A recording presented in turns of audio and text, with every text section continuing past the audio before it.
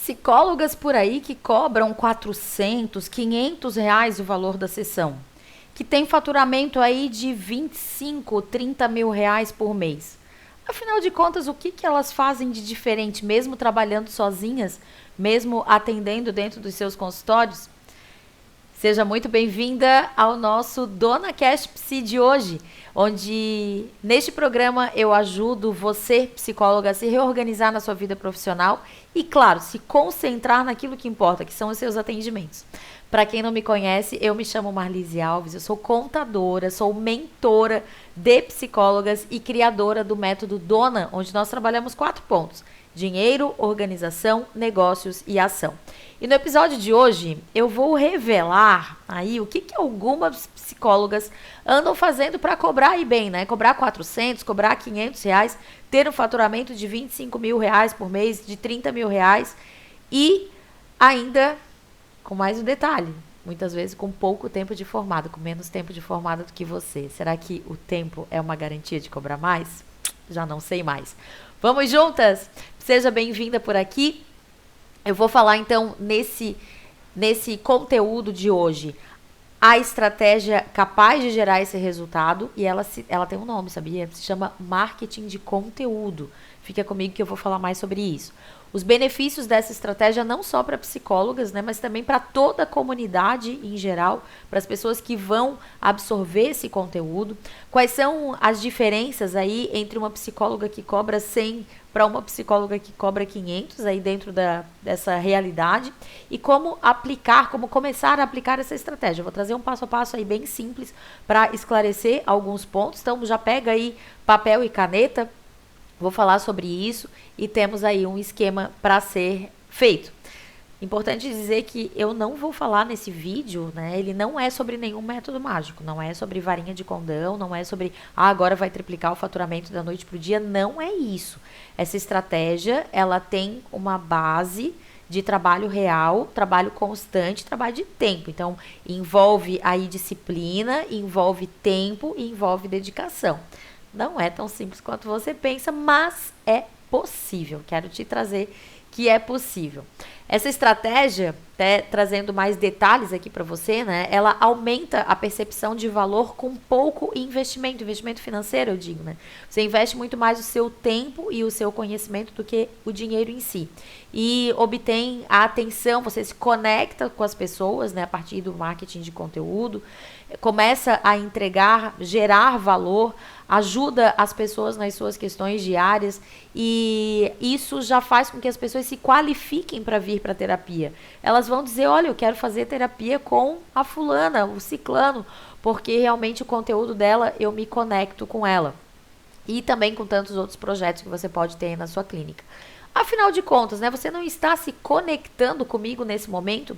Eu sinto que quando as pessoas vêm me procurar a partir dos vídeos, a partir desse conteúdo das redes sociais, do YouTube, elas já vêm muito mais abertas para mim. É muito interessante isso. Já chega como alguém que já me conhece, já sabe o meu posicionamento, já sabe aquilo que eu acredito.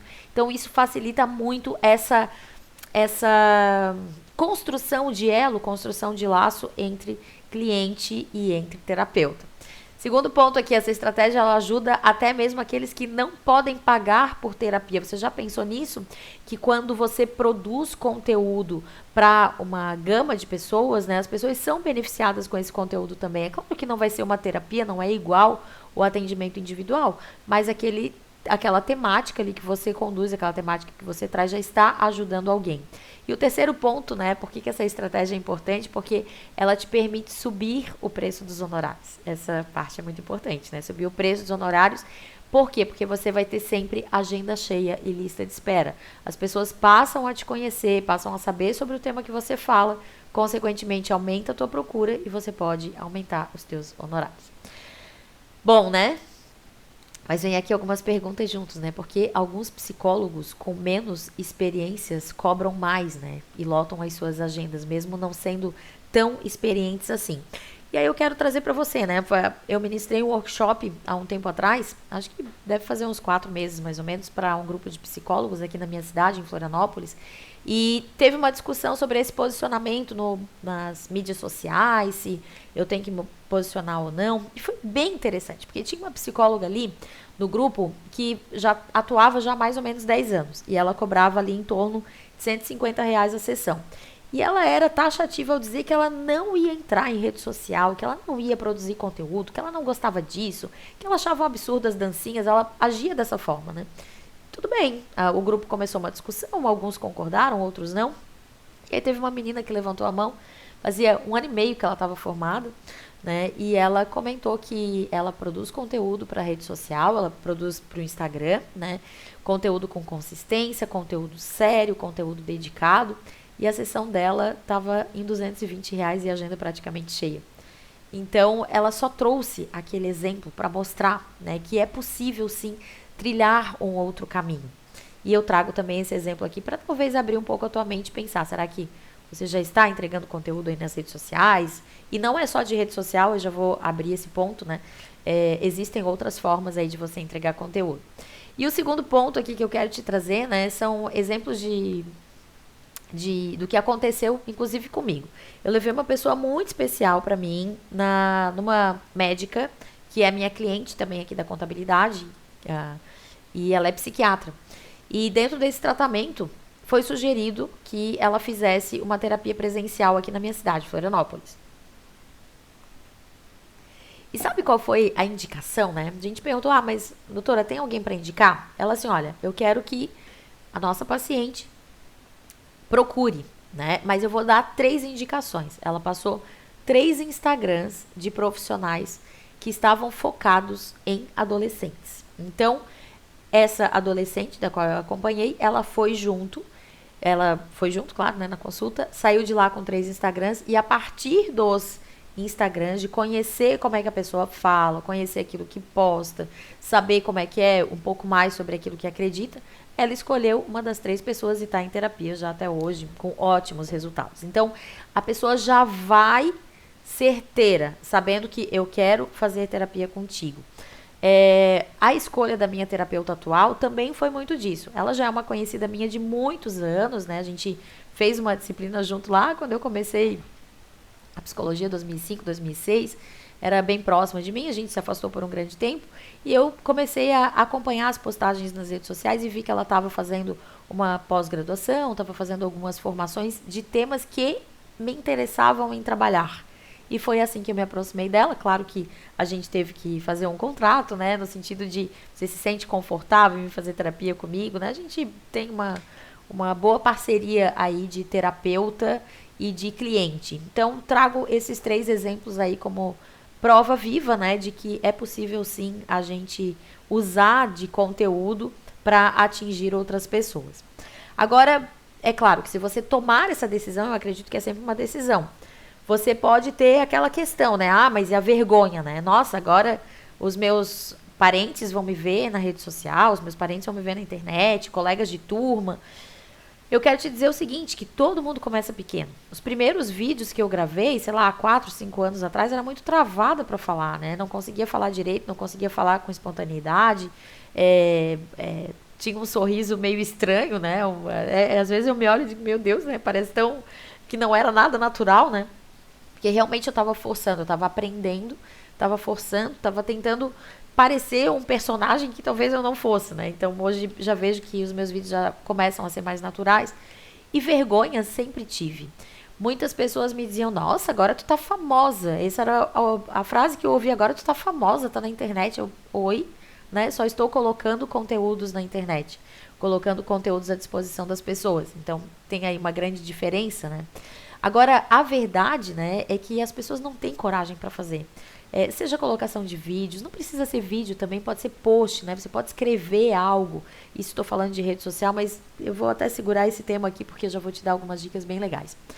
E, enfim, julgamento sempre vai ter, né? Você sabe disso, como psicólogo, julgamento sempre vai existir. Agora, é importante você saber se isso faz sentido para você atrair mais clientes e, consequentemente, aumentar o valor dos seus honorários.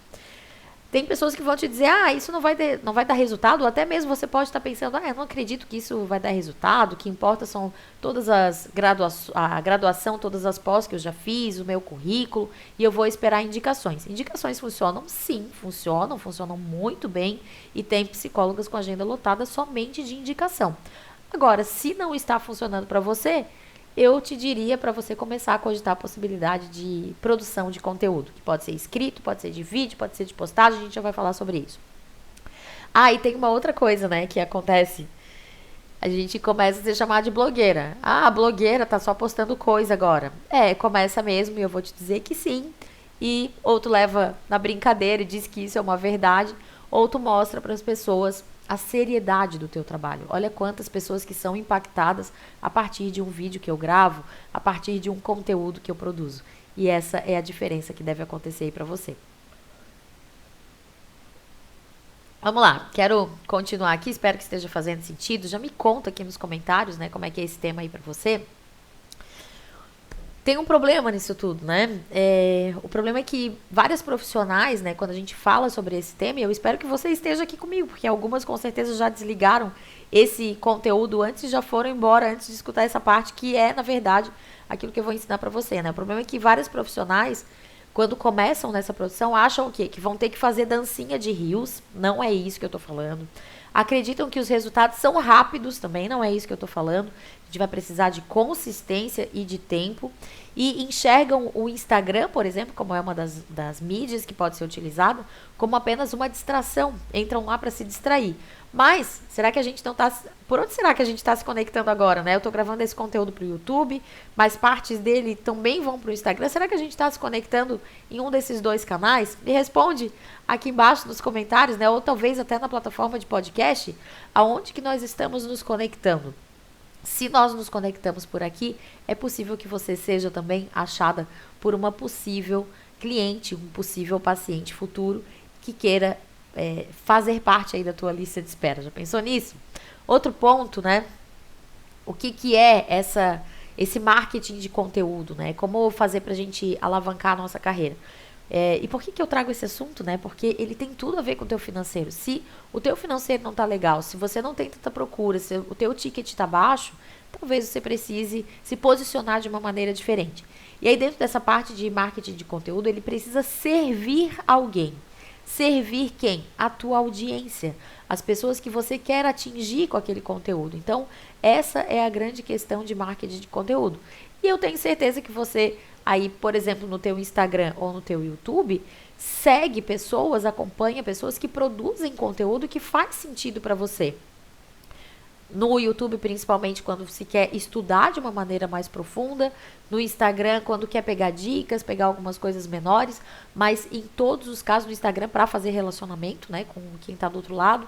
Mas principalmente é necessário para que esse conteúdo sirva a sua audiência. Senão não faz sentido algum.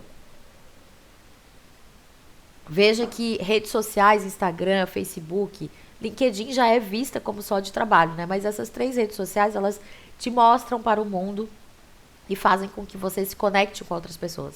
Ela não precisa ser uma distração, ela pode sim ser algo profissional. E, claro, né, dentro disso, como começar com essa produção de conteúdo? E aí eu vou te dar aqui um passo a passo. Já falei sobre você pegar caneta e lápis, né? Caneta e papel. Então, espero que já tenha pego aí. Eu vou trazer alguns pontos que você precisa, sim, colocar no papel e responder aí para que te dê um norte do que você quer fazer. Então, são várias perguntas aqui que eu selecionei. Você vai dando um pause e vai respondendo à medida que esse vídeo vai avançando. Então, aqui na prática, né? Como começar uma produção de conteúdo? Primeiro ponto, precisamos definir um público-alvo. Mas afinal de contas, né? Como é que a gente define o público-alvo? Você já está aí com papel e caneta na mão, né? Vou fazer algumas perguntas aqui. A primeira delas é com base nas tuas experiências aí de consultório. O que são as pessoas que te procuram? Que tipo de pessoa, né, de cliente, de paciente seria o teu cliente dos sonhos? Então pensa aí, né, diante de todo o histórico que tu já tem de atendimentos, quais foram aqueles clientes dos sonhos mesmo, né? Que teve um processo bem sucedido, que te pagou adequadamente pelo valor que tu gostaria de ter recebido pela sessão, que teve um excelente resultado. Então, já começa a monitorar, né? Quem seria esse melhor cliente para você atender? Talvez seja um cliente que tenha tido uma situação parecida com aquele, né? Vou dar um exemplo aqui. Talvez o teu cliente que você lembrou agora seja alguém que estava acometido de ansiedade, por exemplo. E aí, depois de um processo ali de 1 ano e meio, 2 anos de terapia, ele saiu muito bem, falando bem de você, né? Elogiando, agradecendo muito pela terapia. Foi certinho, né? Foi certinho que eu digo na frequência, né? Frequentou corretamente as sessões indicadas, pagou por essas sessões. Então aí já tem um indício, né, de quem é esse cliente ideal aí para você, esse cliente dos sonhos. Depois, dados que caracterizam um bom cliente para você. Então, a frequência. Um bom cliente para você é aquele cliente que vai semanal? Ou um bom cliente é o cliente que pode ir quinzenal também? Ou, quem sabe, você me diz que um cliente que vai uma vez por mês também está de bom tamanho. Mas qual é esse cliente ideal? Isso vai fazer algo bem importante aí para você, né? A frequência com que ele vai. Esse cliente, o quanto que ele conhece de psicoterapia, o quanto que ele conhece do teu produto, do teu serviço, ele sabe como é que funciona uma sessão? Anota isso, se ele sabe ou se ele não sabe, né? Muitas vezes você sente que, veio alguém aqui no meu consultório, foi indicado por um médico, tal, veio para cá, ou alguém indicou, mas nunca participou de uma sessão de terapia. Então tem que explicar, tem que fazer uma parte educacional. Imagina se você tivesse conteúdo sobre isso, talvez isso iria ajudar o teu cliente a já saber como é que funciona o processo. Vamos a mais um ponto aqui que você precisa pesquisar. O quão importante o teu atendimento é para ele ou para ela. Qual é a importância desse atendimento? Vou pegar o caso que eu dei de exemplo, né, da ansiedade. De um paciente que teve sucesso aí no processo de terapia, ficou 1 ano e meio, 2 anos, saiu e foi tudo bem, né? Então, qual é a importância disso? Imagina ajudar a livrar alguém de sensações de ansiedade em si. Como isso é importante? Faz essa anotação aí também. E o outro ponto aqui dessa caracterização do bom cliente é qual é esse ticket médio, né? Quanto que ele te paga mensalmente? Qual é o valor dessa sessão que para você seria o ideal? Então, a gente fez um desenho inicial desse cliente ideal, né? Esse cliente ideal dos sonhos, digamos assim. Agora a gente vai para outros pontos que são mais práticos, né? Então, vira a página aí, anota os pontos mais práticos. Por exemplo, dados demográficos. Esse cliente, ele mora na tua cidade? Ele mora no teu estado? Ele mora no Brasil? Ele pode morar no exterior? Por exemplo, se dentro desse cliente ideal, né, que ficou em tratamento de ansiedade, 1 ano e meio, tal, teve sucesso, era um cliente que morava lá na Europa e ainda pagava a tua sessão em euro. Será que esse não é um público-alvo ideal? Tratar sobre o sofrimento que morar no exterior, né, um brasileiro que mora fora, ele tem um sofrimento de adaptação, de inclusão dentro daquela nova sociedade. Será que isso não seria algo interessante para trabalhar com a comunidade europeia, a comunidade de brasileiros na Europa? Olha quantas pessoas moram fora, né? Então, aí a gente já começa a diferenciar. Não, eu quero atender somente presencial aqui na minha cidade. Tá tudo certo. Mas dados demográficos começa por local onde ele está, esse cliente, né? Idade, então idade aproximada, eu falei sobre adolescentes hoje, falei sobre esse caso da ansiedade, falei sobre o meu caso, eu já sou uma mulher de mais de 45 anos, então qual é a idade, qual é o sexo, qual é a escolaridade desse cliente. E além da gente entender de tudo isso, tem vários outros itens ainda aqui na lista, né? A cidade onde ele mora, a profissão dessa pessoa, desse cliente ideal, né? Quais são as motivações de vida desse cliente ideal? Quais são os medos que ele tem? Vai anotando tudo isso que eu tô perguntando, tá? Pega aí papel e caneta, vai pausando o vídeo se for necessário, mas vai anotando, né? Quais são as motivações de vida que ele tem? Quais são os medos que ele tem? Quais são os valores pessoais que ele luta, que ele tem? Quais são os objetivos que ele deseja atingir? Quais são os desafios principais que ele tem aí nesse dia a dia? E agora, uma pergunta bem interessante, né? Onde que essa pessoa busca ajuda para as suas questões? Ela busca ajuda em amigos, em familiares, ela busca ajuda em médicos, ela busca ajuda na internet? Quem de nós nunca buscou ajuda na internet? Me conte. Quem de nós nunca foi no Google e colocou como resolver tal coisa? Mesmo que seja uma receita culinária ou até um problema complexo e difícil, como sair de tal situação, quem de nós não utiliza redes sociais ou Google e tudo mais? Então, já anota aí onde será que essa pessoa busca ajuda. Então, esse é um primeiro passo aqui para a produção de conteúdo, né? Identificar o teu público-alvo, para quem que você quer falar. Para quem que você quer falar. Esse é um primeiro ponto. Agora, um ponto aqui do meio que eu trago aqui, né, é qual é o conteúdo que essas pessoas, e a gente pode tirar aqui como sendo ponto 2, qual é o conteúdo que essa pessoa procura. Então, digamos que eu dei o exemplo lá de que o teu cliente ideal, ele tinha ansiedade, se curou da ansiedade e tal. Então, talvez esse seja a temática que você vai aplicar. Mas não é só essa aqui do exemplo, né? Você pode, inclusive, fazer uma relação de todas as temáticas dos teus clientes aí dos últimos 6 meses e verificar qual delas é mais recorrente, qual delas que você se sente mais confortável em comunicar. Digamos que é sobre comunicação, você ajuda as pessoas a se comunicarem melhor. Então, de que forma você pode conduzir isso para a formação de um conteúdo? Isso é bastante legal quando você descobre, né, tanto essa demanda que chega até você, quanto aquilo que você tem a oferecer. Isso é um ponto bem estratégico e bem legal na produção de conteúdo. Agora, o terceiro ponto que eu quero trazer aqui para você é necessário você estudar a concorrência. E quando eu falo em concorrência, não é aquele psicólogo ali da sala da esquina ou aquele que a pessoa trocou a tua terapia por uma outra pessoa. Não, não é isso. É estudar quem que está posicionado no mercado, né? Então, verificar se as pessoas que estão na internet, se posicionam no Google, se tem conteúdo no Instagram, quem são elas, né? As que cobram mais. Eu vou te dar um exemplo. Eu acompanho uma psicóloga no Instagram, em que ela, você talvez até conheça, né? Uma psicóloga bastante, tem bastante seguidores, ela, mas eu acredito que os seguidores dela são mais ouvintes, né? Pessoas que acompanham ali do que psicólogos em si. Ela não fala para psicólogos, ela está falando para o público em geral. Ela fala muito de relacionamentos, eu acho interessante o vídeo, ela sempre pega o celular na mão, né? E lê uma mensagem que ela recebeu de alguém, né? Seja de alguém que mandou ali no direct para ela, e ela comenta sobre aquilo. Então, ela comenta, ela dá dicas, ela fala o que pode estar acontecendo naquela relação, enfim. E aí eu entrei no Instagram dela até para observar como é que ela se posicionava e tinha lá como é que funcionava a consulta dela. Achei interessante, ela cobra R$ 400 a consulta e tem um formulário para a pessoa preencher, colocar nome, dados de contato, principal necessidade, e ali no formulário avisa que ela vai para uma lista de espera, ou seja, está com a agenda lotada. Então, é importante a gente ter consciência disso, né? Como será que as pessoas estão se posicionando? Aí, essa pesquisa que eu vou sugerir que você faça, ela tem alguns itens aqui, como, por exemplo, quem é essa pessoa? O que ela defende? Qual é o slogan dela, né? Qual é a causa que ela trabalha?